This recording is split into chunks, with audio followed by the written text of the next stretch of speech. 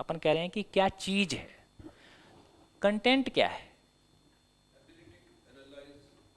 and come out with the core. ये उस चीज को समझने का मानवीय पुरुषार्थ है। क्या चीज को समझना है, समझने लायक चीज क्या है। जीवन के हर पासे को एक योग्य मिनट, आप जो भी बोलेंगे माइक से बोलेंगे। योग्य और अयोग्य, जीवन के हर पहलू को ये उसका योग्यता और रिजल्ट, ये अयोग्यता उसका से रिजल्ट है। That is also result. भाई मैं कह रहा हूँ ये डस्टर है, डस्टर को कैसे उपयोग करना है ये एक बात है, लेकिन डस्टर है पहले तो ये पकड़ में आए कि डस्टर के बारे में बात हो रही है।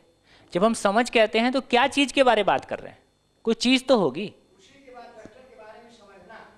हाँ तो डस्टर के, मैं कह रहा हूँ कि समझ का कंटेंट क्या है, समझ के लिए चीज क्या है। It is empathy. It is capacity to understand. Capacity to understand is a built-in something within you. But what exactly the content of samajh is? What? क्या समझना है? Logical association within and among. हाँ, ये कुछ थोड़ा सा अपन 2 कदम और चल दिए।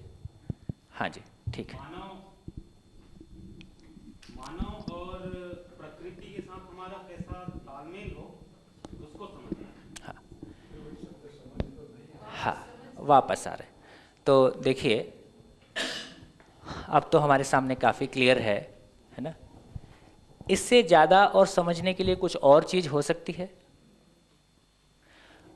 पूरी प्रकृति में 4 अवस्थाएं हैं, 5वीं है नहीं। जो भी कुछ बात करेंगे इसी के बारे में बात करेंगे, इससे ज़्यादा और क्या बात करेंगे। कोई प्लैनेट्स ऐसे हैं जहाँ पे केवल मटेरियल है ना, प्लांट किंगडम, एनिमल किंगडम वगैरह ये सब चीज़ें नहीं हैं। कोई प्लैनेट होगा भी ऐसा जहाँ होगा हमको पता नहीं है। जब एक पे है तो 2 पे क्यों नहीं हो सकता है। तो कुल मिला के एक तो ये बहुत क्लियर हो गया कि 4 अवस्थाएं हैं और जो हम 4 अवस्थाएं ही समझने का कंटेंट है या समझने की चीज़ है। ये मैं ठीक से कह पा रहा हूँ? समझने का जो कंटेंट है वो ये 4 अवस्थाएं हैं।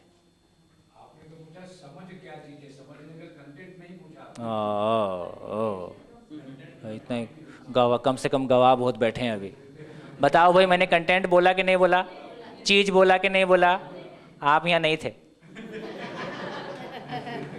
हाँ मैं, हाँ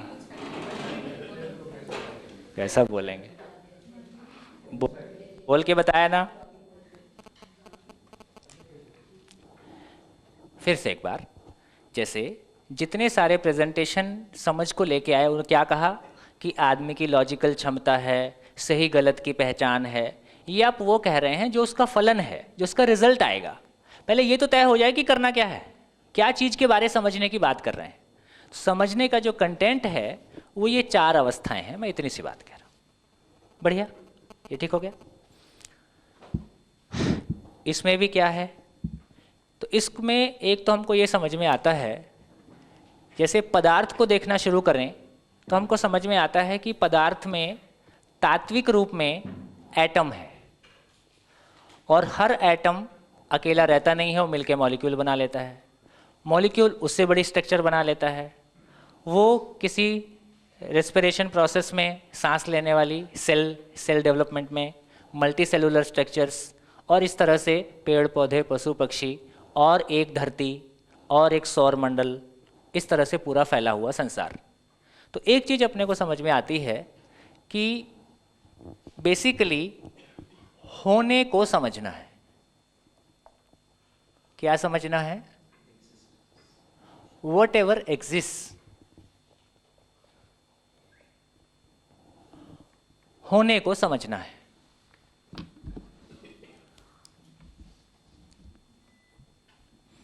होने को समझना है। अभी इसके बारे में शॉर्ट में बात करूंगा।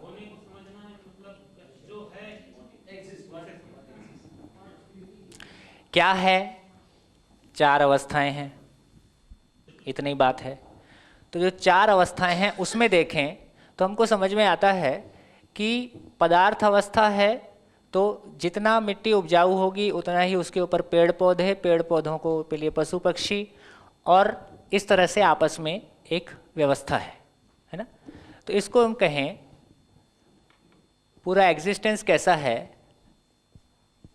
हर इकाई स्वयं में व्यवस्था है, एक एटम से लेकर और पूरे ब्रह्मांड तक, है ना। हर इकाई स्वयं में व्यवस्था है,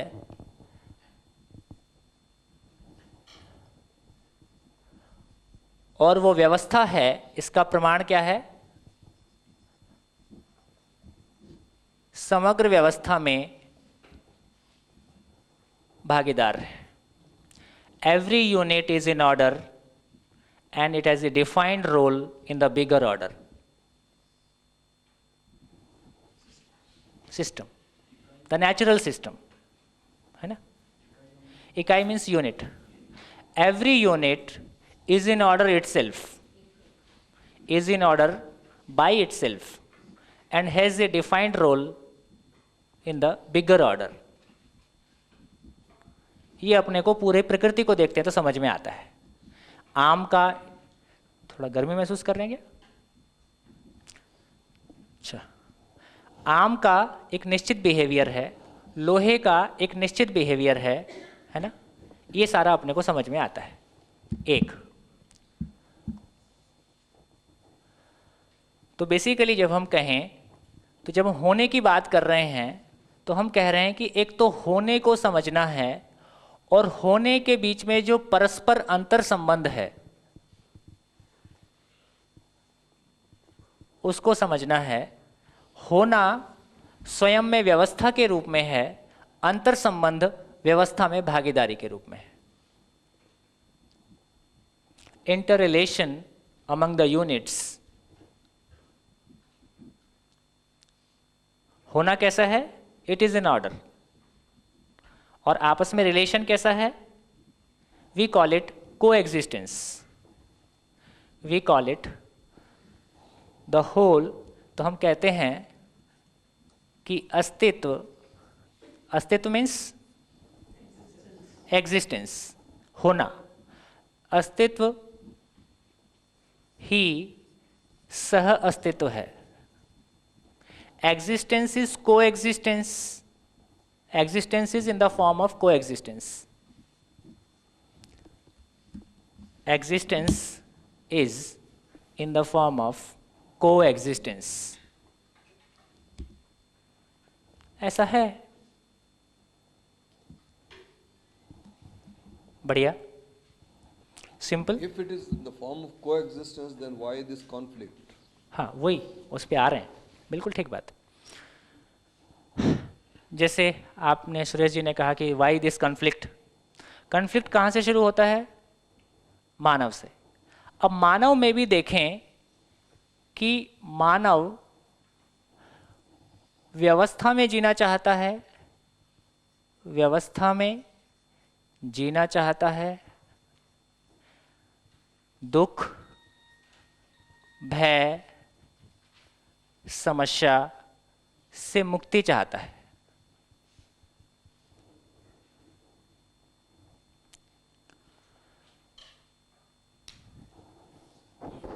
मानना नहीं है, एक एक सेंटेंस को आपको जांचना है, और जो भी कुछ कहा जा रहा है यूनिवर्सली कहा जा रहा है। यहाँ एक एक लाइन, एक एक शब्द जो भी कहा जाएगा वो यूनिवर्सल है, जांचना आपको है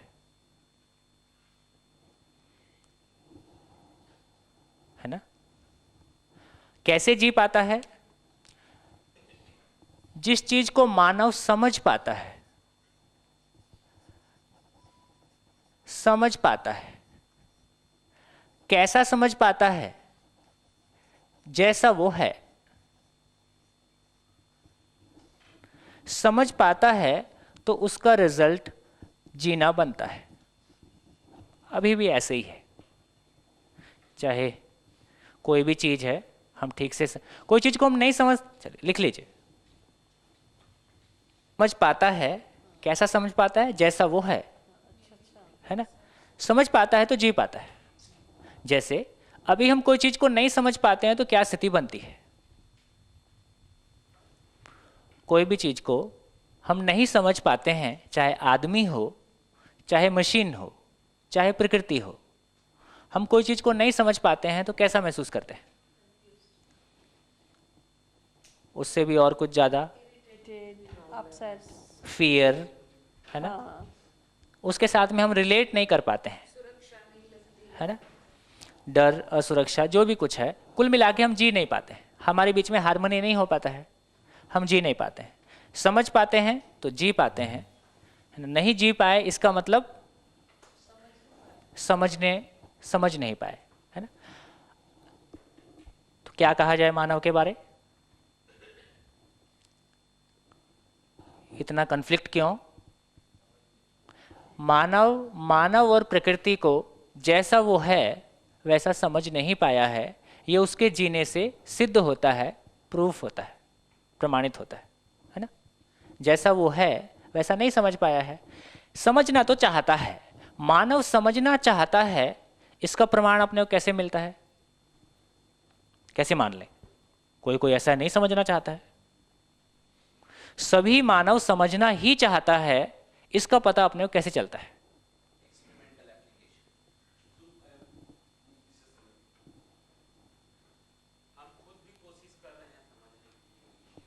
हाँ, मैं कहता हूँ कि हो सकता है यहाँ बहुत अच्छे लोग चुन के आए हैं, है ना? तो अभी एक जनरल बात करें। जैसे ही एक बच्चा बोलना शुरू करता है, भाषा, है ना? जैसे ही एक बच्चा बोलना शुरू करता है, वो क्या करता है? जैसे ही एक बच्चा बोलना शुरू करता है, क्या शुरू कर देता है वो?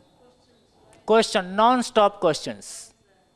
ये क्या है, वो क्या है ना? उसको डांटना पड़ता है, रोकना पड़ता है ना? क्योंकि क्वेश्चन सुन सुन के इरिटेट होने लगते हैं, इतना क्वेश्चन पूछता है। क्या किसी ने उसको ट्रेनिंग दिया कि अब तुम क्वेश्चन पूछने के लायक हो गए, तुमको क्वेश्चन पूछना चाहिए? तो बच्चे समझना चाहते हैं कि नहीं समझना चाहते हैं? देखिए, दो चीज पे बच्चे का ध्यान पूरा है। सबसे पहले चूंकि वो पैदा होता है तो भोजन की आवश्यकता, तो हर चीज को उठा के मुंह की तरफ ले जाता है, ये समझ में आता है। जैसे ही बोलना शुरू करता है, तुरंत उसके बाद बहुत सारी क्वेरीज उसकी शुरू हो जाती हैं। तो समझने की डिमांड मानव के भीतर नेचुरल है ना? समझना मानव के लिए एक बहुत नेचुरल प्रक्रिया है ना? फिर बच्चे पढ़ने में मन क्यों नहीं लगाते?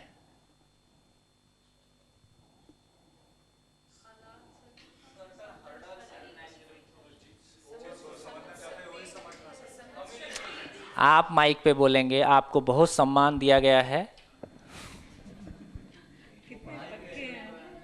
कितनी बार बोलना है? बोलो माइक में। You are not telling us this thing.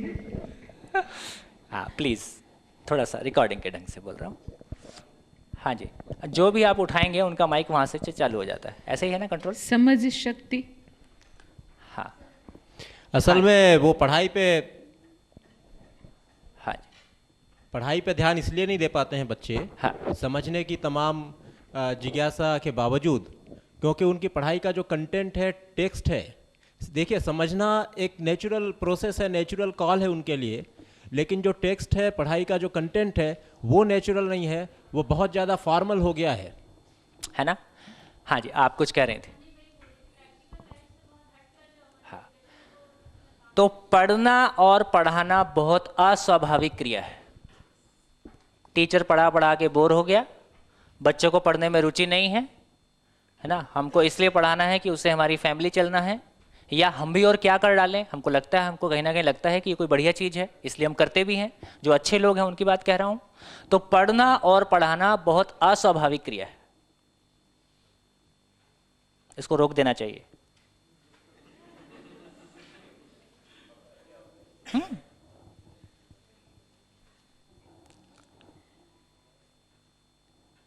समझना और समझाना, समझना और जीना बहुत स्वाभाविक प्रक्रिया है। जिस क्षण मुझको लगता है कि मुझको समझने के लिए कुछ पढ़ना है, फिर मेरे को कोई मोटिवेशन की जरूरत नहीं है। जिस क्षण मुझको कोई टॉपिक इंटरेस्टिंग लगता है, और मुझको लगता है कि ये मेरी ज़रूरत है, ये मेरी ज़िंदगी है, फिर मैं रात और दिन फिर मेरे को पता नहीं चलता है ना। तो एक बार वो समझना जो कि मानव की मौलिकता है, जो कि उसकी एक नेचुरल डिमांड है, ना उसको पेरेंट्स समझ पाते हैं, ना उसको एजुकेशन सिस्टम समझ पाता है। वो कहता है ये मेरे को छोटा सा एग्जांपल अभी याद है अपने बच्चे का। मैं एक दिन शहद पी रहा था। बच्चों को खाने पीने की चीज़ में रुचि रहती है। बोले पापा ये शहद क्या है, ये क्या क्या खा रहे हो? अब मैं क्या बताता, मैं उसकी जीभ पे चटा दिया। वो मेरे से अगला क्वेश्चन पूछता है ये कैसे बनता है। मेरे को पता नहीं था। उसके पूछने के बाद मेरा ध्यान गया, यार ऐसा मैंने कभी क्यों नहीं सोचा। मैं इसको रोज पीता हूँ, यूज करता हूँ, खरीद के लाता हूँ, मैंने लोगों को ट्रेनिंग दिलवाई है ना, बी कीपिंग के लिए, लेकिन मैंने कभी खुद ऐसा नहीं सोचा कि ये कैसे बनता है। मैंने मान लिया कि ये इसको मधुमक्खी बनाती है, मैंने उसको थोड़ा सा आगे और बढ़ा दिया, मधुमक्खी बनाती है, अच्छा कोई बात नहीं, अगला क्वेश्चन कैसे बनाती है। तो ये जो मधुमक्खी, अब वो तो समझने के प्रोसेस में आ गया ना। अब यदि उसको पढ़ना हमने सीखा, अब यदि मैं कहूं कि ये इस बुक में लिखा है, वो पढ़ेगा कि नहीं पढ़ेगा? तो समझने के लिए पढ़ना कि पढ़ने के लिए पढ़ना? पढ़ने के लिए और रटने के लिए, डाटा इकट्ठा करने के लिए आदमी को कष्ट देने की जरूरत नहीं है। इसके लिए कंप्यूटर पर्याप्त है। सारा गीता, रामायण, भागवत अंग्रेजी, हिंदी और 25 भाषाओं में उसमें डाल दीजिए, सबकी व्याख्या वो कर देगा। उसके लिए आदमी को कष्ट देने की जरूरत नहीं है। समझने की जरूरत आदमी को है, समझ के आधार पर जीने की जरूरत आदमी को है। अभी थोड़ी सी बात करें, समझने एक इंटरेस्टिंग काम है और जीना समझने से कम इंटरेस्टिंग है कि उससे और अधिक इंटरेस्टिंग है। और किसी तक पहुंचा पाना, किसी दूसरे को समझा पाना और इंटरेस्टिंग है ना। हाँ मुझको ये बहुत आसान लगता है ना, इस सेंस में आसान लगता है क्योंकि मुझको पता है कि आदमी समझना ही चाहता है। अभी हमारा रूटीन में समझने शब्द को इस्तेमाल करना और वास्तव में समझने शब्द के बीच में कितनी दूरी है। अभी समझने का क्या मतलब है? मैं कह रहा हूं कि भाई मैं आपको आपके सामने प्रपोजल रख रहा हूं, प्रपोज कर रहा हूं, है ना। उसको जांचना, मानना या नहीं मानना आपका निर्णय है ना। समझ ऐसी है, ठीक, आपके सामने प्रपोजल रख रहा हूं। अभी जिसको हम रूटीन की भाषा में समझाना बोलते हैं वो क्या चीज है? कैसा समझाते हैं?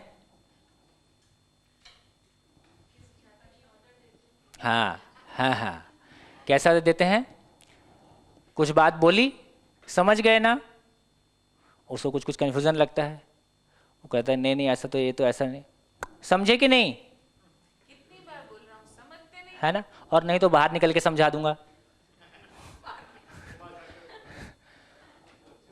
हम अपने पद के आधार पर, अपनी उम्र के आधार पर, है ना, अपने किसी और स्टेटस के आधार पर दूसरे से अपनी बात को मनवा लेने को हम समझाना बोलते हैं,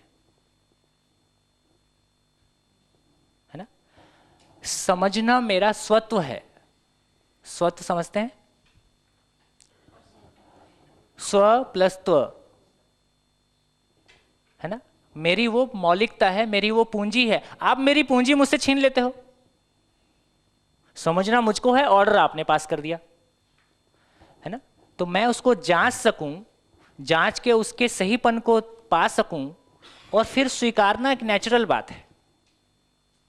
तो ऐसा सारा कॉन्टेक्स्ट हम देखते हैं तो हमको समझ में आता है समझना मानव की मौलिक आवश्यकता है, पढ़ना पढ़ाना आदमी की मौलिक आवश्यकता नहीं है, है ना। इसलिए बच्चों को पढ़ने में इंटरेस्ट नहीं है। अच्छी बात है, वो पहचानते हैं ठीक को, है ना। वाकई में मैं इस बात के लिए बहुत सीरियस हूँ, सीरियस कंसर्न है मेरा। मैं व्यक्तिगत रूप से इस बात से बहुत पीड़ित हूँ, है ना, कि जिस तरह की मेरी दृष्टि में, अभी थोड़ा सा हो सकता है जल्दी बोल दे रहा हूँ, आज पहला दिन है, शायद धरती पे एजुकेशन से ज़्यादा बड़ा ब्लंडर या एजुकेशन से, वर्तमान शिक्षा से ज़्यादा बड़ा शोषण आदमी का कुछ नहीं। 18 और 20 साल लेके हम उसके 2 रोटी कमाने का आत्मविश्वास भी उसके पास नहीं आता है। नौकरी लग गई तो हमको लगता है कुछ हो गया, नहीं मिले तो रोड पे खड़ा रहे, देखिए उसके क्या हाथ में है। तो शायद मैं ये नहीं कह रहा कि सब कुछ गलत है ना, लेकिन इसमें काफ़ी गैप्स हैं, इन गैप्स को भरने की ज़रूरत है। अब यदि हम देखें तो अब मैं आपसे एक क्वेश्चन आपके सामने रखता हूँ, समझ का कंटेंट सबके लिए एक है या अलग अलग है? समझ का कंटेंट सबके लिए एक है। आपके पास होता है कि it is everywhere only one. So we should not ask कि सबके पास अलग है. It is only one and one. हाँ, क्योंकि अभी तक यही मानते आए हैं कि समझ सबकी अलग अलग होती है, इसलिए बोल रहा सबकी हूँ। हाँ, वो पुराने आपके रेफरेंस भी तो है ना, मेरा भी ऐसे ही था, है ना। तो हम सभी कहीं ना कहीं उसी धरातल पे खड़े हैं उन्हीं चीज़ों को लेके। तो अब एक तो बात समझ में आ गई कि समझ का जो कंटेंट है वो हम सब के लिए एक है। जितने लोग इस धरती पे चले गए हैं उनके लिए भी यही 4 अवस्थाएं थी, हमारे लिए भी यही 4 अवस्थाएं हैं। जितने लोग और पैदा होने वाले हैं उनके लिए भी यही 4 अवस्थाएं हैं। यही समझने का कंटेंट है, एक बात। और ये चारों अवस्थाएं किसी हिंदू धर्म के हिसाब से काम करती हैं कि मुस्लिम धर्म के हिसाब से काम करती हैं? कोई धर्म को फॉलो नहीं करती हैं, ये प्रकृति धर्म को फॉलो करती हैं। नेचुरल लॉज हैं। एक परमाणु हिंदू है कि मुस्लिम है ना, झंझट नहीं है। एक परमाणु है, स्वयं में व्यवस्था है, समग्र व्यवस्था में भागीदार है। एक नीम का पेड़ चाहे हिंदू के घर में है चाहे मुस्लिम के घर में है, उसका अपना एक निश्चित बिहेवियर है। एक लोहे को हिंदू बनाए कि मुस्लिम बनाए, उसका एक निश्चित बिहेवियर है। हर चीज़ अपने बिहेवियर के साथ है, ये हमारी स्वीकृति बनती है। इस आधार पे हम इस पर विश्वास कर पाते हैं, है ना। लोहे पे हमको बहुत विश्वास है। लोहे का मूड खराब हो जाए, आज संडे है आज नहीं उठाऊंगा, है ना। इधर अपने को विश्वास, ठीक है। आदमी का कब मूड खराब होगा और कब क्या करेगा, ये बिल्कुल एक दूसरी बात। तो हमको समझ में आता है कि हम विश्वास कहाँ कर पाते हैं, हम विश्वास कहाँ कर पाते हैं, क्यों कर पाते हैं जड़ वस्तु पे? क्योंकि उनका बिहेवियर निश्चित है, उसका आचरण निश्चित है। तो जिसका आचरण निश्चित है हम उसके प्रति विश्वास कर पाते हैं।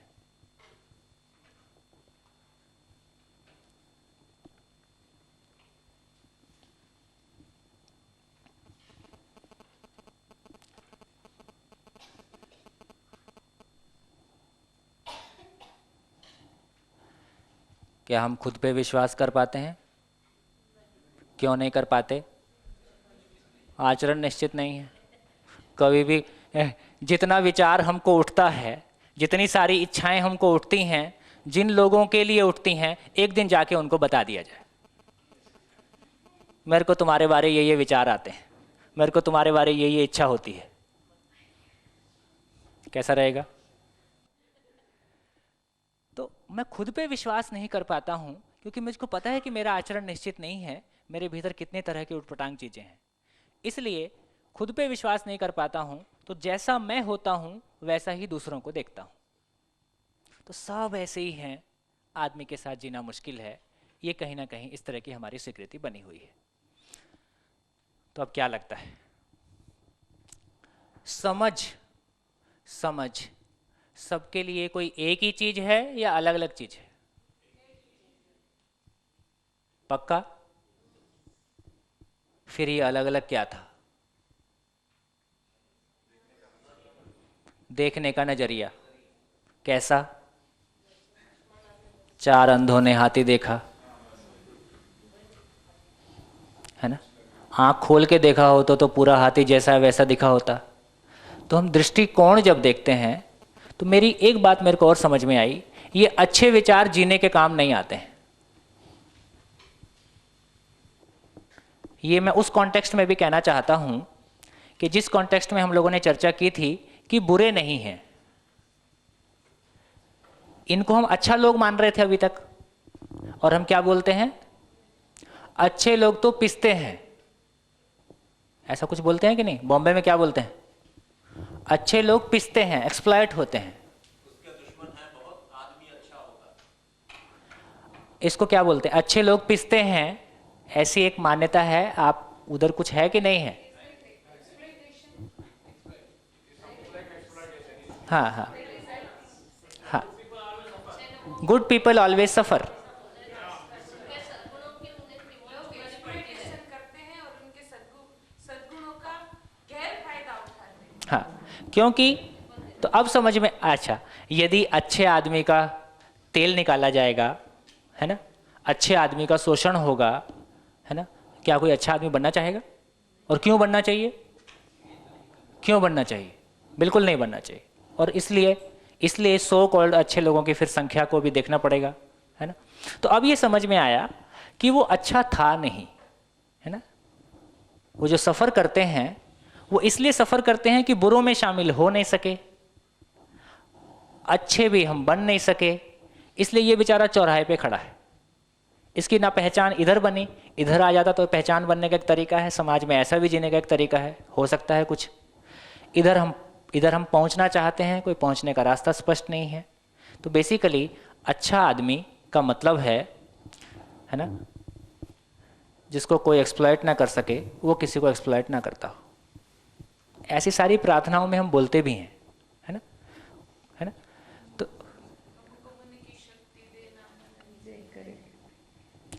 तो अब ये समझ में आता है कि जिसको अभी तक हम अच्छा आदमी बोल रहे थे, वो अच्छा होना चाहता है, अच्छा अभी है नहीं। अच्छा होने के बाद कोई दूसरा आपका शोषण कर ले, कोई इंडस्ट्रियलिस्ट आपको अपने काम में लगा ले, क्योंकि हमारे भीतर भी कोई ना कोई लालच रहता है, या हमारे भीतर ये स्पष्टता नहीं है कि मुझको करना क्या है। तो मैं कहीं ना कहीं शामिल तो होऊंगा, चुप तो बैठता नहीं है आदमी, कहीं ना कहीं शामिल होगा। और जिसमें शामिल होगा वो धरातल लाभोन्माद, भोगोन्माद, कामोन्माद का ही है। भ्रांति कैसे? भ्रांति मतलब, हाँ, ये डेफिनेशन को देख के बोलें। हाँ, जैसे दर्शन में कहते हैं कि रस्सी में सांप का अध्यास करना, एक चीज में किसी दूसरी वस्तु को आरोपित करना जबकि वास्तविकता बिल्कुल अलग होती है, हाँ, उसको भ्रम या भ्रांति कहते हैं। तो उसके लिए दूसरा है मृगजल। हाँ, we can give this example, I think. हाँ, मृग मरीचि का भी वही चीज है। थोड़ा इसको कैटेगराइज करते हैं। और जो चीज जैसी है उसे अन्यथा मान लेना, जो चीज जैसी है उसे अन्यथा, समथिंग एल्स। अन्यथा की 3 कैटेगरी, जो जैसा है उससे अधिक मान लेना, जो जैसा है उससे कम मान लेना, जो जैसा है उसका कुछ का कुछ मान लेना।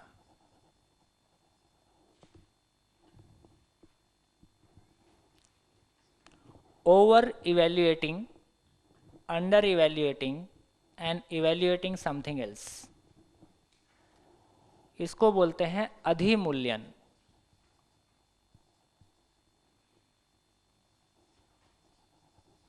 अवमूल्यन और अमूल्यन। अधिक वाला अधिमूल्यन, कम वाला अवमूल्यन, और कुछ का कुछ, रस्सी को सांप जो आप बोल रहे हैं, वो कुछ का कुछ मीन्स अमूल्यन। तो भ्रम कितने तरीके का हो गया? 3 तरीके का, है ना। एग्जाम्पल तीनों का एक एक। अधिमूल्यन का एग्जाम्पल, जैसे बाप बड़ा ना भैया, ये क्या चीज है? पैसे का अधिमूल्यन। वही आदमी 1 घंटे बाद बोलता है ये पैसा ही सारे झंझट की जड़ है। वही आदमी, सेम पर्सन, ये क्या हो गया? अवमूल्यन, है ना। हाथ का मैल देव भैया उतारो, बहुत गरीबी।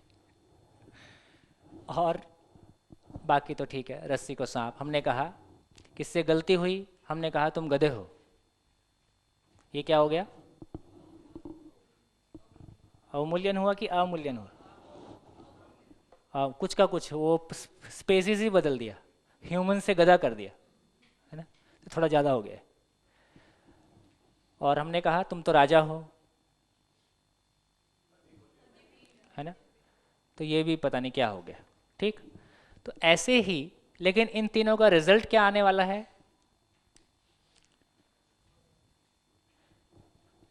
जो चीज जैसी है उसको वैसा ही जानने पहचानने की बजाय हम कुछ और मान लेते हैं, अधिमूल्यन अवमूल्यन या अमूल्यन करते हैं, इसके आधार पे हमारा जीना कैसा होगा?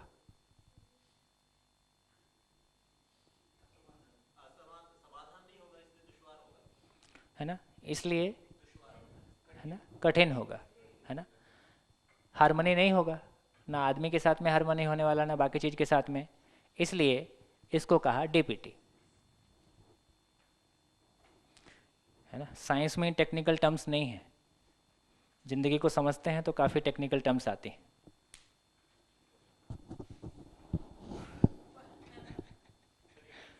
हाँ, ये डीपीटी क्या है? डीपीटी जो है, दुख पाया टूरिस्ट, दुख पाया टूरिस्ट। हम सभी यात्री हैं, सुख की तलाश में निकले हुए यात्री, है ना। हम जो चीज़ जैसी है उसको वैसा नहीं पहचान पाते हैं, हार्मनी पूर्वक नहीं जी पाते हैं, तो दुख पाते हैं, परेशान होते हैं। उसको एक सम्मानजनक भाषा हमने दे दिया स्ट्रगल, और स्ट्रगल को जस्टिफाई कर दिया। स्ट्रगल मेरी या दूसरों की मूर्खताओं का परिणाम है। हाँ, क्या बात है, बात ऐसी है। प्रकृति में कोई स्ट्रगल नहीं है ना। हर इकाई स्वयं में व्यवस्था है, समग्र व्यवस्था में भागीदार है। सारा स्ट्रगल आदमी आदमी के बीच है। क्या बीच में है? मैं आपको नहीं समझता हूँ, आप मेरे को नहीं समझते हो, इतना ही स्ट्रगल है ना। धीरे धीरे और इसको पकड़ेंगे आगे। ये एक बात आई, तो अब हमको ये समझ में आता है कि समझ सबके लिए एक है, चार अवस्थाओं को समझना ही समझ है। एग्जिस्टेंस अपने आप में को एग्जिस्टेंस है, हर इकाई अपने आप में व्यवस्था है, समग्र में भागीदार है। और नहीं समझ पाते हैं तो अधिमूल्यन अवमूल्यन अमूल्यन करते हैं और परिणाम में दुखी होते हैं। तो क्या रास्ता है? क्या रास्ता है? तो करके समझना काफ़ी महंगा सौदा है। जैसे एक करके समझना, अच्छा मकान हो जाए तो ज़िंदगी बन जाए, एक मान्यता। इसको पूरा करने में कितना टाइम लगेगा? हो सकता है 10 साल, 5 साल। 5 साल बाद समझ में आया ये तो वो नहीं था जो मेरे को चाहिए था। फिर सोचा, फिर और कोई मान्यता।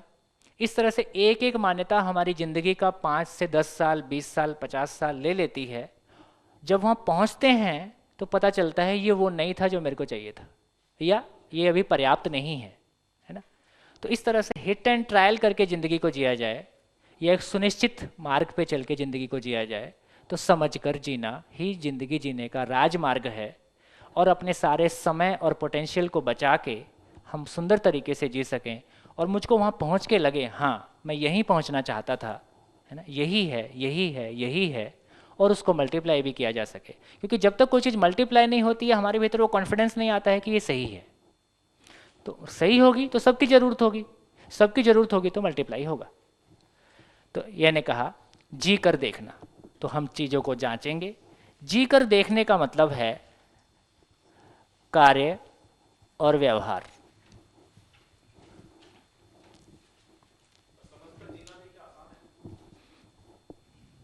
समझकर जीना ही आसान है, बाकी सब मुश्किल है।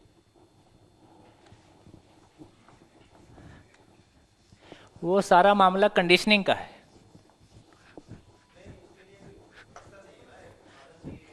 हाँ ठीक है ना, कौन बनाएगा? मंगल ग्रह से तो लोग आएंगे नहीं, अपने को आपको बनाना है, हम ही लोग मिलके बनाएंगे। हैं? कठिन नहीं है, और बड़ा चैलेंज है, और बड़ा मानवीय पुरुषार्थ सामने है। हाँ जी, तो अपन क्या बात कर रहे थे? कार्य और व्यवहार। व्यवहार का डेफिनेशन, व्यवहार किसको बोलेंगे? बिहेवियर।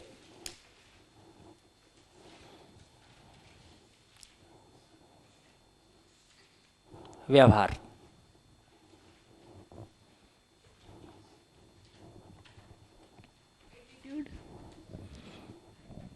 ये मीनिंग है कि उसको इंग्लिश में ट्रांसलेशन है? ट्रांसलेशन मीनिंग बताइए, क्या चीज का? एक दूसरों के प्रति भाव, भाव। क्या? वाणी, वर्तन और व्यवहार का भाव।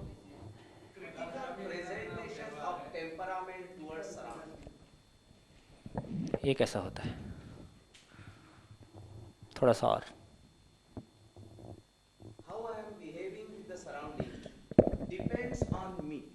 Of course. How is my character and temperament? Both. नहीं, Under the critical situation, what the is way the I behave- purpose of behavior? Why we behave? Association, Why association? understanding, Why understanding? survival. Why survival?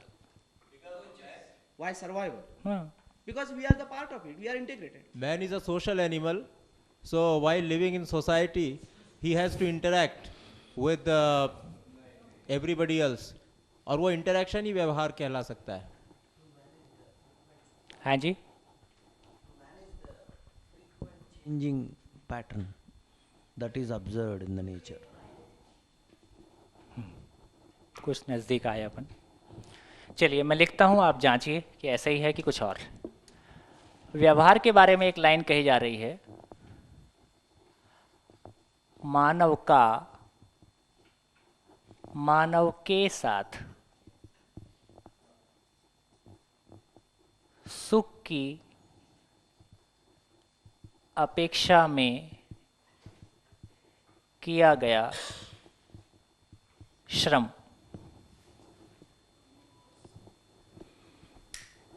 जांचिए, सिर्फ सुख की अपेक्षा में? जांचिए ऐसा ही है कि नहीं है। अपने भीतर झांकिए। एक एक लाइन आपकी जिंदगी का एक्सप्लेनेशन है, इसलिए जांचने का काम गहराई से किया जाए।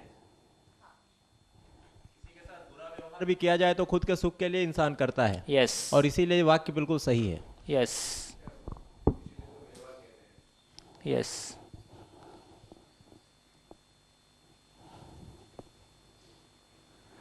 मैं फिर एक बार, जो भी लिखा जाता है या कहा जा रहा है वो यूनिवर्सल है। यूनिवर्सलिटी को आपको जांचना है कि यूनिवर्सल है कि नहीं है। हाँ, उसका सुख।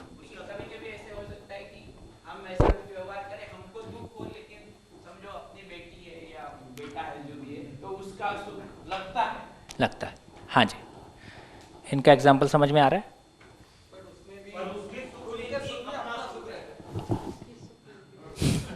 सब कुछ सुख है यार, ये तो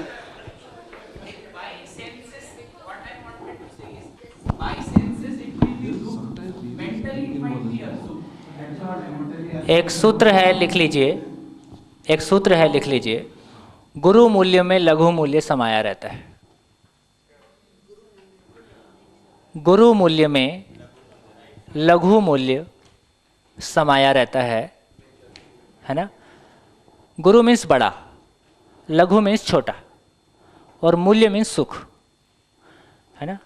20,000 की नौकरी में 2,000 वाला शामिल है, तो मुझको बड़ा सुख मिलता है, तो मैं छोटी, तो कुछ पाने के लिए कुछ खोना पड़ता है, या कुछ पाने के लिए कुछ इन्वेस्ट करना पड़ता है।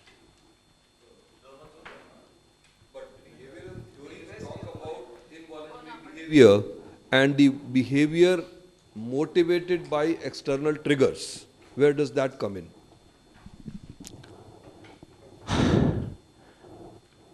थोड़ा सा हम लोग आगे चलेंगे तो फिर वो अंदर की जितनी सारी क्रियाएं हैं, जहाँ से चीज़ें मोटिवेटेड हो रही हैं, उस पर अपन बात करेंगे, और फिर ये इंटरनल और एक्सटर्नल काफ़ी कुछ क्लियर हो जाएगा, है ना। तो एक थोड़ी सी रिक्वेस्ट और आपसे करूँगा कि जब हम बात करते रहते हैं तो कोई संदर्भ, ऐसा क्वेश्चन आपके मन में उठ सकता है जिसका संदर्भ अभी लगता है, पर उसका एक सीक्वेंस है आने का। तो एक काम जरूर करेंगे कि अपनी कॉपी के बैक साइड पे क्वेश्चन नोट कर डालेंगे, है ना।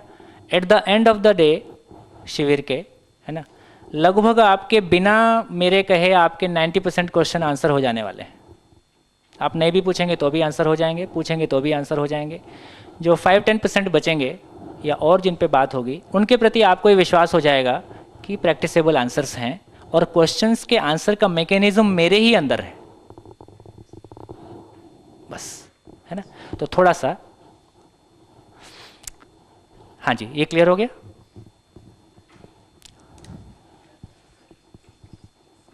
कार्य, वर्क।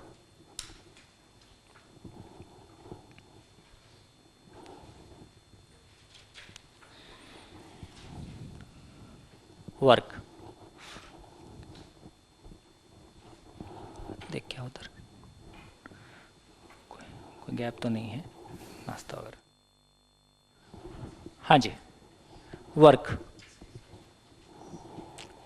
हाँ जी, एक्टिविटी। बिहेवियर भी एक एक्टिविटी है।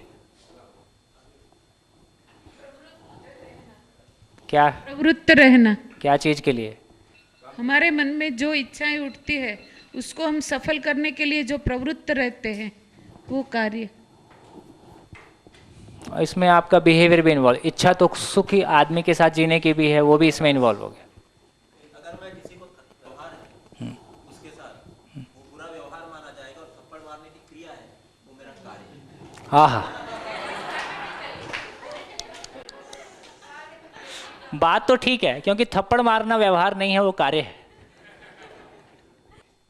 शेष प्रकृति, अदर देन ह्यूमन बीइंग, मानव का शेष प्रकृति, या इसको बोलते हैं मनुष्येतर प्रकृति। मानव का शेष प्रकृति के साथ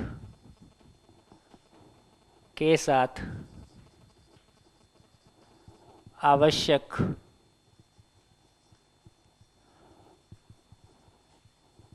भौतिक वस्तुओं को पाने के लिए किया गया श्रम।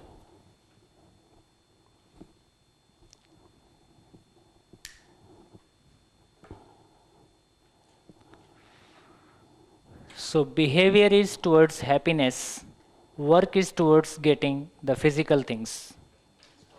Mainly we are talking of production activities, materials.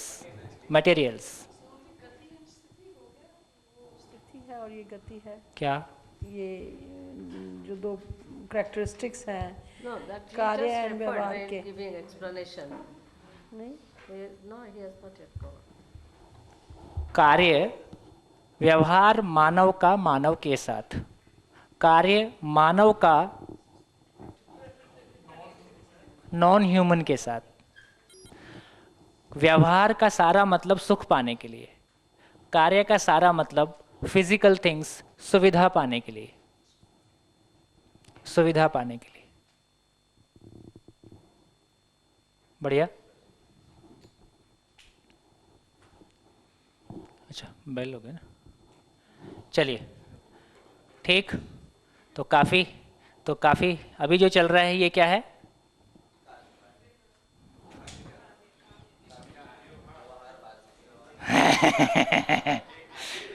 तो चाय पीना कार्य है। नमस्कार।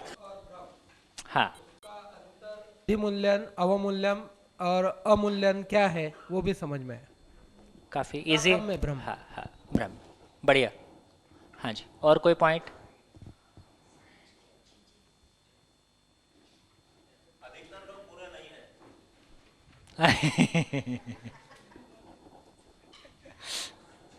जब हम समझ पाते हैं तब जीते हैं, और जीते हैं जब तब हम किसी को समझा पाते हैं।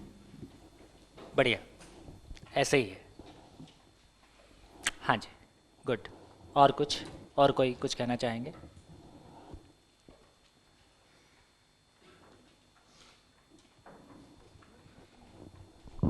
समझ के जीना बुद्धिमानी है और करके समझना वृथा है, संभव नहीं है।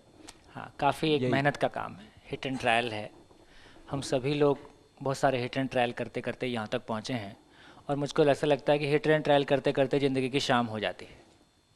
गंभीर विषय है, और आप जो तरीके से हमसे इंटरेक्ट करते हैं एकदम फेमिलियर वे से, एटलीस्ट आज का दिन तो मालूम पड़ा नहीं कि शाम कहाँ पे ढली।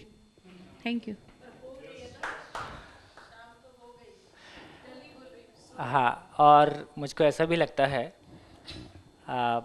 मैंने जिस तरह की आपके ग्रुप की रिसेप्टिविटी है, ये एक बहुत मैंने पर्सनली मेरे लिए मैंने जिस तरह पहला दिन लगभग और दूसरा दिन हाफ ये सेटल होने में लगता है, लेकिन मैं देख रहा हूँ आपका फ्रॉम वेरी फर्स्ट मिनट वो फ्लो में चल रहा है।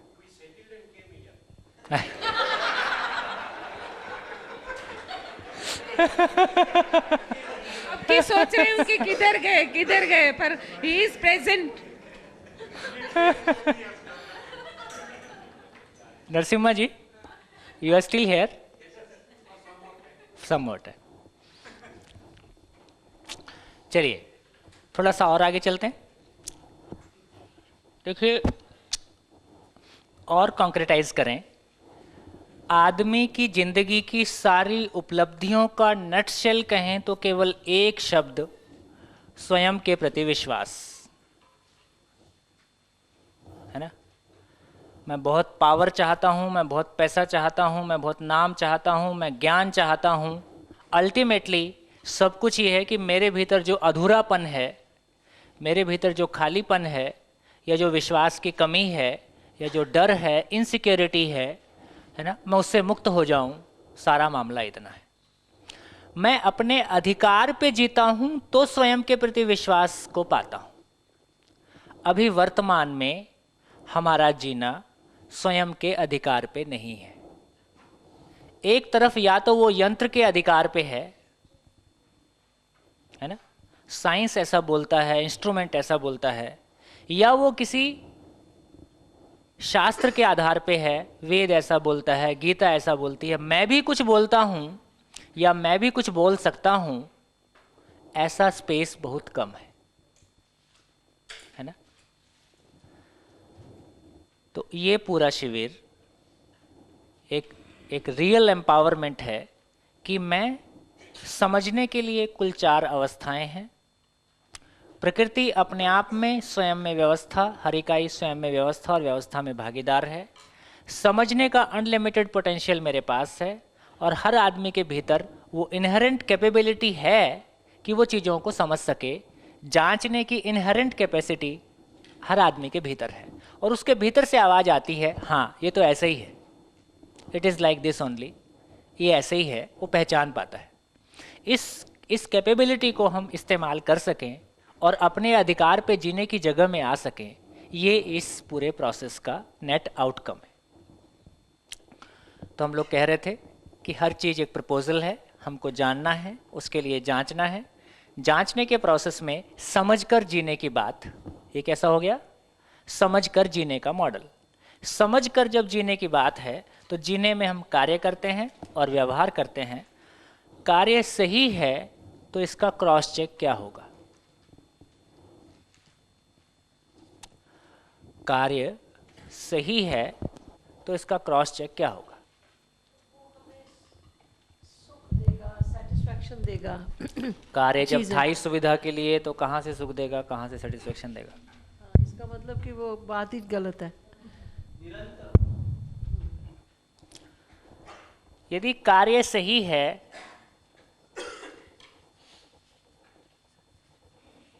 तो परिवार में समृद्धि, prosperity in family,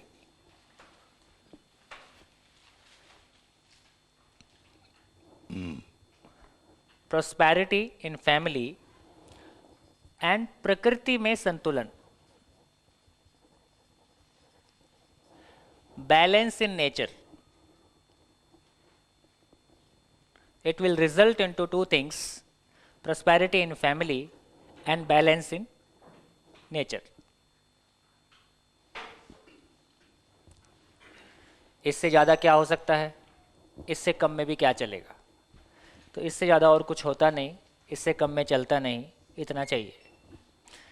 यदि व्यवहार सही होगा तो उसका पहचान क्या होगा? आत्मशांति, सुख, है ना।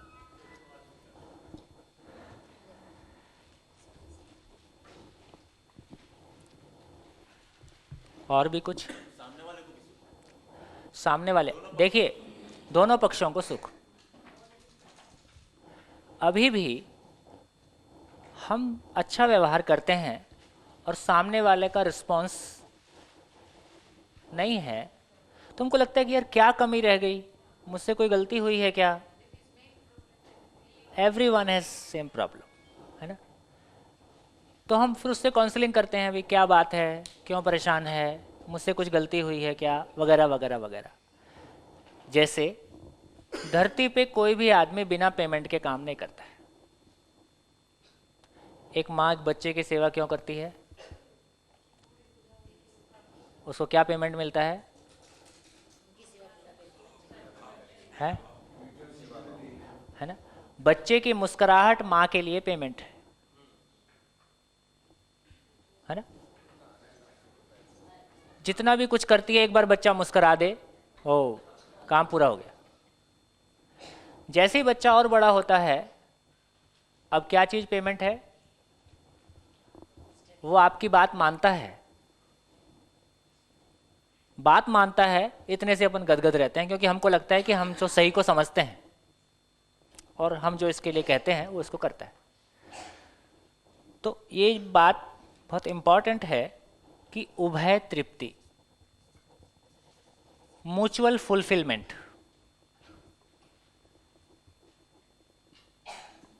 mutual fulfillment in behavior is our need.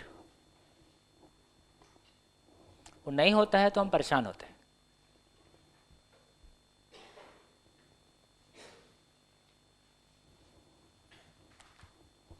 बढ़िया, उभय तृप्ति, म्यूचुअल फुलफिलमेंट, ये दोनों हो गया।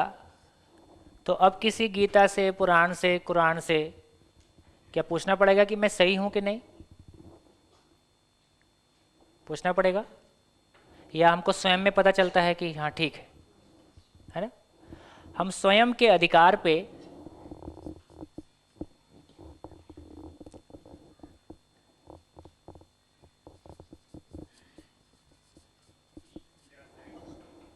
हाँ जी, यही समाधान है ना? और यही स्वयं के प्रति विश्वास है। मैं ऐसा जी पाता हूं,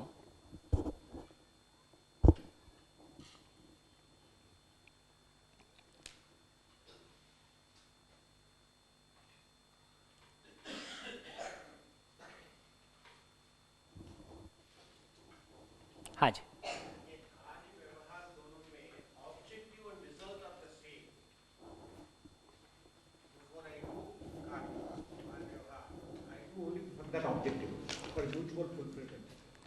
mutual fulfillment is the objective of behavior. And result is also that. At the end of the vyavahar, just now you have mentioned, the end result is mutual. If it doesn't occur, then there is something wrong with your vyavahar. How do we define result and objective? Actually, when we are talking of result, the result is in a very bigger sense, that all activity of human being is towards their completeness, and all these small parts, basically whatever we are behaving, it is expression of my understanding. What I have in my mind is, as long as you do with that objective, whether you do good or bad, doesn't matter. You got my point? Yes. My objective in doing it is to get that desired result. I may succeed, at times I may not succeed. तो एक चीज यहाँ पे उभय तृप्ति and continuity of it, उभय तृप्ति की निरंतरता, और जब भी निरंतरता कम होती है, कंटिन्यूटी ब्रेक होता है, वो अपने को स्वीकार नहीं है। तो अभी हमारी स्थिति ये नहीं है कि हमारे पास उभय तृप्ति नहीं है, बट कंटिन्यूटी नहीं है। At times we are very happy, काफ़ी ठीक है, लेकिन 2 दिन बाद फिर कुछ प्रॉब्लम हो गया, है ना? फिर उसको रीस्टेट किए, फिर कुछ प्रॉब्लम हो गया। तो कंटिन्यूटी को लेके हमारी परेशानी, we want continuity of it. हाँ, कि सेल्फ विश्वास, trust is the key to self empowerment. या No? ठीक, In yourself. In your behavior, in your work, and you know the result is about, no? The result will be like this only. Vishwas is there for bad people and good people both. And we'll talk about it. विश्वास is something. देखिए, चाहे हम विश्वास की बात करें, चाहे हम उभय तृप्ति की बात करें, we want continuity of it. तो विश्वास में भी continuity बन जाए, जैसे मर्जी कर लो. तो बैड करके वो continuity मेंटेन नहीं होता है. So continuity is the key towards concretizing the meaning of these things. कुछ सिचुएशन में सही कार्य करने जाओ तो गलत व्यवहार के सिवा कोई मार्ग नहीं मिलेगा. तो मतलब do you feel that every situation has got both सही कार्य and सही व्यवहार, ऐसा solution मिलेगा ही in a given situation?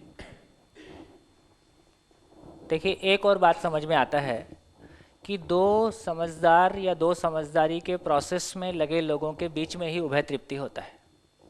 एक आदमी ना समझ है, ये चीज़ नहीं समझता है, उसके साथ हमको उभय तृप्ति मिल जाएगा जी के, ऐसा होने वाला नहीं है. यदि मैं उसकी मनमानी में भी शामिल होता हूँ, जैसा वो चाहता है वैसा मैं करने लगता हूँ, तो भी इट्स एंडलेस. कब तक, कितना, वो भी पॉसिबल नहीं है. तो समझदारी, अभी हमको समझ में आ गया कि अब कोई किसी की सुनने वाला नहीं है. स्टूडेंट्स टीचर को नहीं सुनेंगे, माँ बाप बच्चे माँ बाप को नहीं सुनेंगे, हस्बैंड वाइफ एक दूसरे को नहीं सुनेंगे, कोई किसी को नहीं सुनेगा. लेकिन एक चीज़ है जो हमारे बीच में कॉमन है. एक, हम सभी हार्मनी के साथ जीना चाहते हैं. समझ हम सब के लिए एक है, समझने की क्षमता हम सबके पास है. समझने की जगह में कंटेंट कॉमन है और समझते हैं तो एक दूसरे के साथ हार्मनी के साथ जीना बन जाता है. तो अब जैसे हम बात करें नक्सलिज्म का, टेररिज्म का, अब वहाँ पे क्या करना पड़ेगा.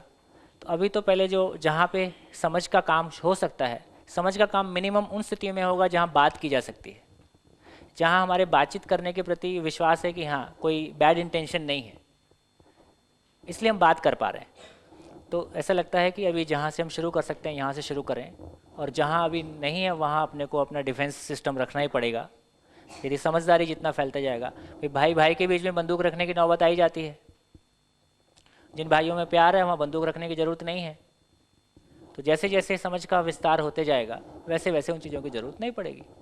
तो कहीं अपने को विरोध करना पड़ता है, इसका मतलब या तो अपने को वहाँ समाधान नहीं है, हम कुछ और चीज़ को समाधान मान रहे हैं. तो समाधान हमारे पास है कि नहीं है, प्रैक्टिसेबल है कि नहीं है, बाद में देखना है. पहले वो है कि नहीं है, एक बार उसको देख लेते हैं. और एक चीज़ छोटी सी, नरसिम्हम सर ने ऑब्जेक्टिव की बात की थी, तो यहाँ पे जो डेफिनेशन है उसके हिसाब से कार्य और व्यवहार अगर सही है तो उसका नतीजा होता है समाधान, और इस समाधान की एक ज़रूरी शर्त है उभय तृप्ति. तो ऑब्जेक्टिव तो फिर अच्छा होना ही चाहिए. If it is bad objective तो उभय तृप्ति की शर्त पूरी नहीं होगी, और इसीलिए इस डेफिनेशन में inevitably the objective has to be fair. Natural. जैसे आपने अभी बताया कि भाई शुरुआत मान लो एक दूसरे को समझाने में और सही बात समझाने में अगर हमको झुक के उनकी गलत बातों में आना पड़ता है तो ये पहले स्टेप पे उभय तृप्ति नहीं है. पर it is a long process. एक बार हम सक्सेस नहीं जाते हैं, then second time, then third time. I agree कि भाई ये आखिर तो देयर इज अ एंड, पर ऑन द स्पॉट अगर ऐसा नहीं हुआ तो वो उभय तृप्ति शायद नहीं बोली जाती.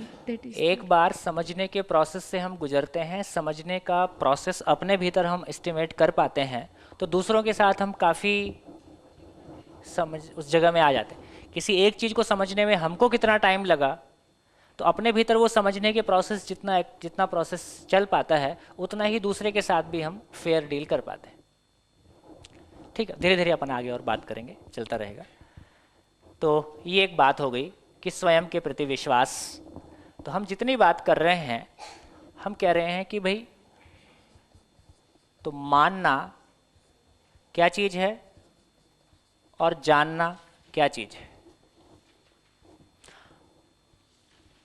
जानने का मतलब है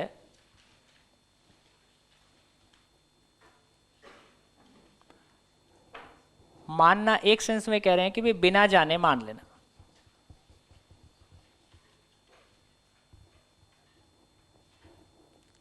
बिना जाने मानना।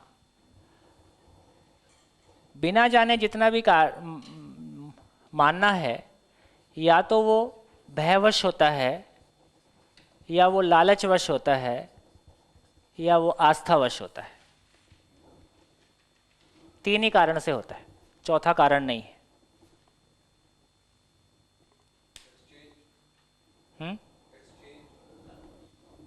लालच, out of fear, out of, या फिर समझदारी से होता है। एक्सचेंज, हाँ ठीक है, फिर तो कोई बात ही नहीं। Mutual fulfilment. तो मानना, तो बिना जाने मानना और जानकर मानना।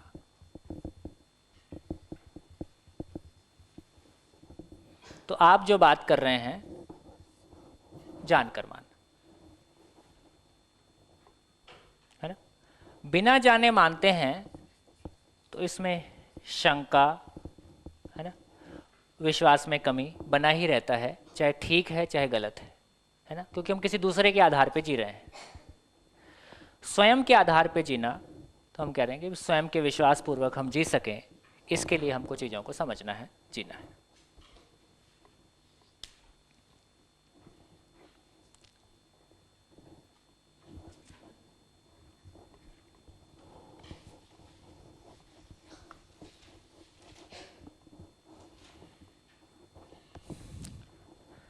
थोड़ी सी समृद्धि को लेके भी कंफ्यूजन है। समृद्धि, गरीबी, अमीरी, समृद्धि।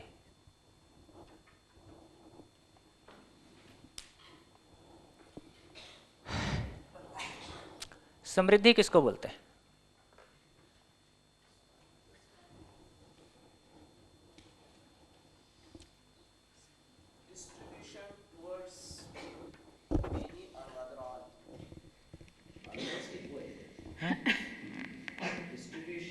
Distribution of assets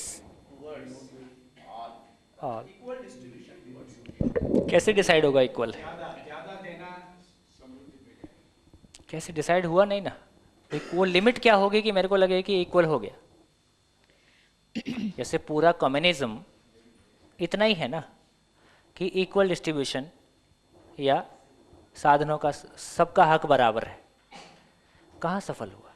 क्योंकि मेरे को जो लगता है, हमको जो लगता है, जितना भी मिलने के बाद वो कम ही लगता है ना।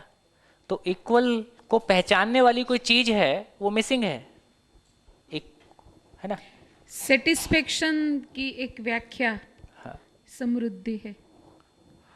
फुल्ली सेटिस्फाइड कोई भी मैटर। किस क्या चीज के बारे कमी? Regarding all physical assets, psychological and all that. अपन जब गरीबी या मेरी समृद्धि की बात कर रहे हैं और कार्य की बात कर रहे हैं, तो अपन फिजिकल चीजों की बात कर रहे हैं, हाँ, है ना। अपनी आवश्यकता को नियंत्रण में रखना और जो अपने पास आवश्यक जो चीजें हैं वही पूर्णतः मानना, वो समृद्धि। यहाँ हाँ जी, हाँ मैं बोल रहा हूँ। हाँ जी, एक सेकंड। हाँ, हर आदमी की अपनी आवश्यकताएं होती हैं, भौतिक आवश्यकताएं और भावनात्मक आवश्यकताएं, भौतिक जो कार्य और व्यवहार से पूर्ण होती हैं। तो आवश्यकताओं की डेफिनेशन, उसका मेजरिंग स्केल, डिग्री ऑफ कहाँ तक उसकी आवश्यकताओं की सीमा है, ये उसके इंडिविजुअल परसेप्शन पे डिपेंड करता है। और जब ये दोनों फुलफिल हो जाती हैं तो वो पर्टिकुलर इंडिविजुअल खुद को समृद्ध महसूस करता है।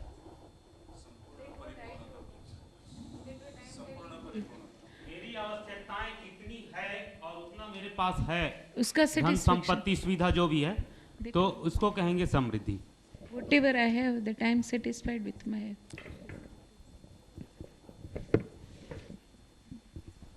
सोम जी, जो समृद्धि इज अ फीलिंग, हाँ, whereas अमीरी एंड गरीबी आर प्योरली फिजिकल रिलेशनशिप। हाँ, समृद्धि इज ए फीलिंग। साधन विहीन दुखी दरिद्र, सर्वाइवल के लिए भी कम पड़ता है, तो हम कह रहे हैं कि साधन विहीन। साधन संपन्न दुखी दरिद्र, अमीर। पड़ोसी को देख के हमेशा कम ही लगता है और पड़ोसी बदलते रहते हैं, है ना। तो किसी का गाड़ी और किसी का साड़ी परेशान किए ही रहता है?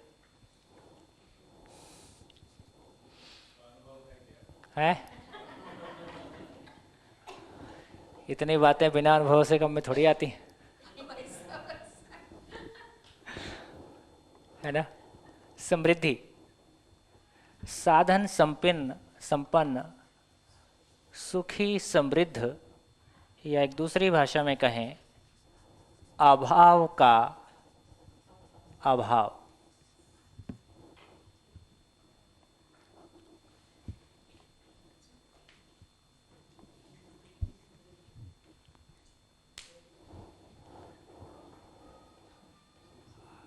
आपका हिंदी का टेस्ट है ये। अभाव का अभाव समझ में आ गया तो हिंदी ठीक है।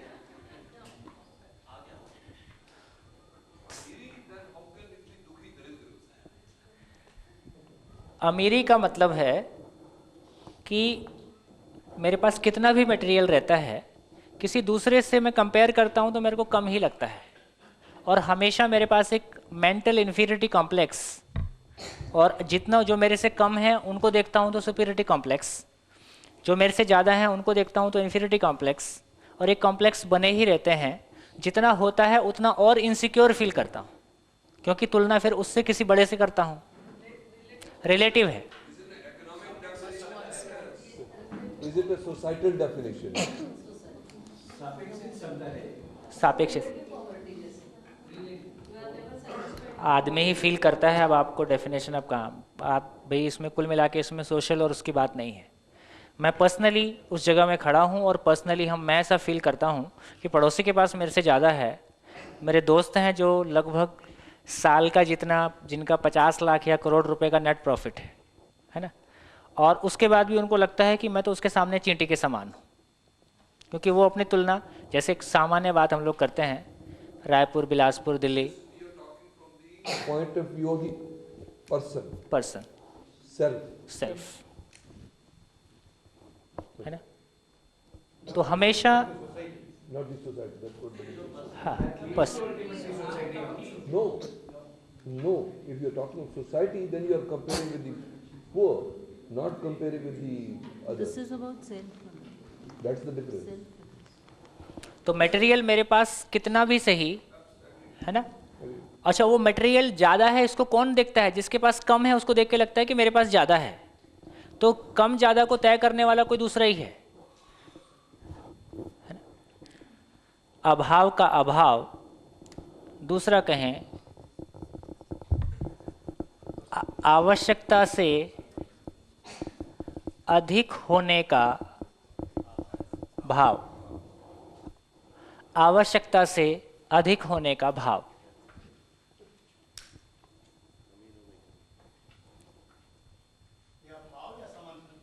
भाव ही समझ,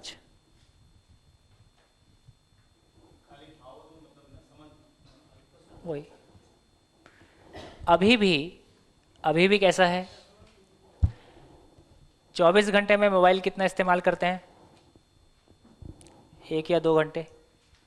24 घंटे वो तो बिल्कुल काम करने के लिए तैयार है। जितने कपड़े हमारे पास हैं उनमें से हम जितना इस्तेमाल करते हैं बाकी रखा ही रहता है। घर का सारा एरिया को देखें कितना इस्तेमाल होता है और 24 घंटे में कितना खाली रहता है। अपनी टोटल जो समझने का पोटेंशियल है उसमें से हमने कितना इस्तेमाल किया है, कितना अभी पड़ा ही है। तो ओवरऑल हम देखते हैं, है ना, कि सब कुछ पहले से ही ज़्यादा है, पहले से ही पर्याप्त है। केवल हम समझ पाते हैं तो फीलिंग आने लगता है ना। और यदि कम है तो उसको कैसे पूरा किया जाए उसके लिए बात करेंगे, उसके लिए काम कर सकते हैं। तो कुल मिला के तो यहाँ एक बात आती है ना, क्या बोलते हैं, जितनी चादर उतना पैर फैलाया जाए, कि जितना पैर है उतनी चादर लाया जाए।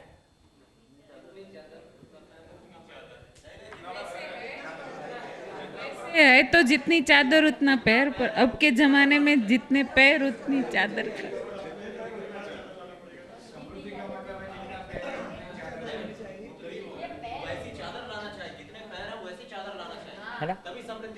आदमी होके भी पैर सिकोड़ना पड़ा, क्या मतलब आदमी होने का? हाथी पैर नहीं सिकोड़ता है, वो ठसके से जीता है ना? तो जितना चादर है उतना पैर फैलाना, ये आदमी की क्षमताओं का अंडर इवैल्यूएशन है। ये प्रकृति का अपमान है या प्रकृति को ठीक से ना समझना है। तो जितना पैर है, पैर को ठीक से पहचाना जाए और दबा के चादर कम से कम थोड़ी सी मोड़ने के लिए भी चाहिए, है ना? तो ऊपर भी कुछ मोड़ने के लिए चाहिए, नीचे भी कुछ मोड़ने के लिए चाहिए, आजू बाजू भी इतनी फैली रहे तो करवट लेने से, हाँ, करवट लेने से वो नहीं हो जाए, इतना चादर चाहिए। लेकिन सर ठंडी लगे तो और एक चाहिए। हाँ। नहीं, उसकी बजाय नहीं, There is no end to our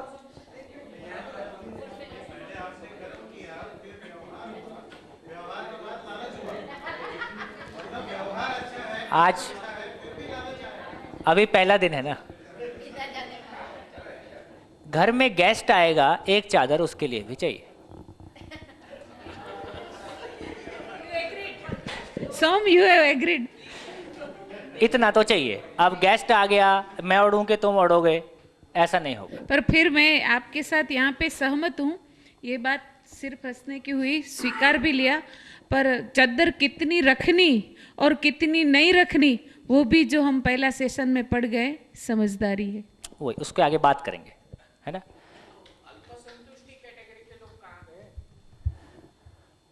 देखो हम लोग गाना में थोड़ा सा, हम लोग ऐसा बहुत सारा गाना गाए। देखो कहीं ना कहीं भारतीय मानसिकता में और हमारी चर्चाओं में हमारा बेस्ट टैलेंट कहीं ना कहीं आत्मा की खोज, परमात्मा की खोज की तरफ गया, और जिन्होंने इस क्षेत्र में कुछ पाया उनको हमने बहुत सम्मान भी दिया है।